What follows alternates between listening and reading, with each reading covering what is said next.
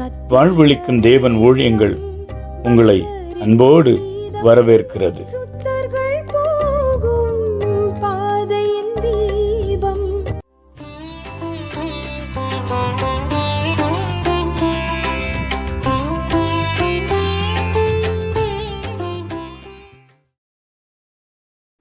வாழ்வளிக்கும் தேவன் நாம் வல்ல ஆண்டவராகிய இயேசு கிறிஸ்துவின் இனிய நாமத்தில் அதிகாலை வேளையில் கர்த்தருடைய தூதோடு கூட உங்களை சந்திப்பதில் எத்தனை மகிழ்ச்சி, எத்தனை ஆனந்தம்.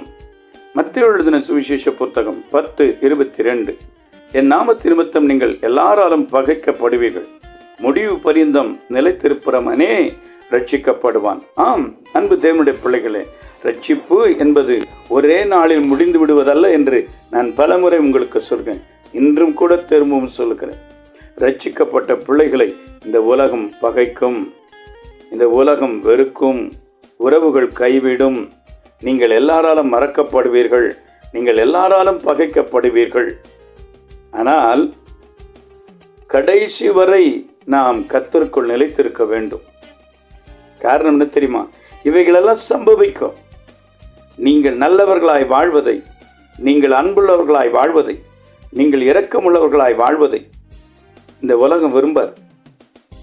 கபடு, சூது, கெட்ட எண்ணங்கள், பொய் பேச்சுகள், துரோகங்கள், நயவஞ்சகங்கள், இப்படி வாழ்ந்தால் இந்த உலகம் நேசிக்கும்.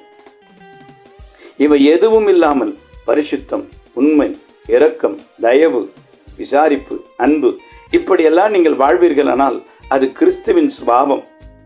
அதை இந்த உலகம் விரும்பாது. ஆகவே தான் இந்த உலகம் உங்களை பகைக்கிறது.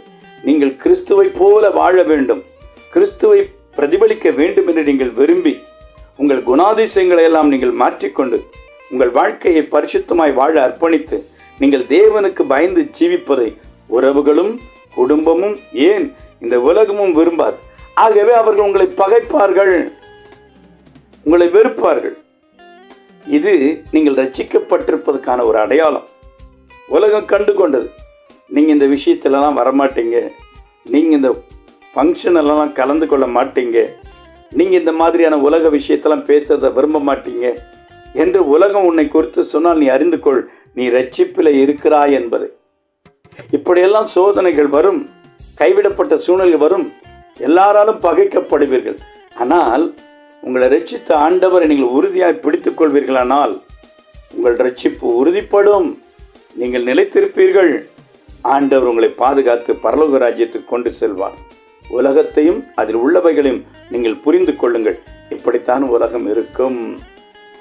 அன்பின் பரலோக பிதாவே, நாங்கள் எல்லாராலும் பகைக்கப்பட்டாலும் உம்மால் நேசிக்கப்படத்தக்கவர்களாய் இருக்கிறபடினால் உம்மை நன்றியுள்ள இருதயத்தோடு கூட நாங்கள் ஸ்தோத்திரிக்கிறோம். முடிவு பரியந்தம் இதிலே நாங்கள் நிலைத்திருக்க எங்களுக்கு உதவி செய்யும். கர்த்தராகிய இயேசு கிறிஸ்துவின் நாமத்தில் ஜெபிக்கிறோம் நல்ல பிதாவே, ஆமென்.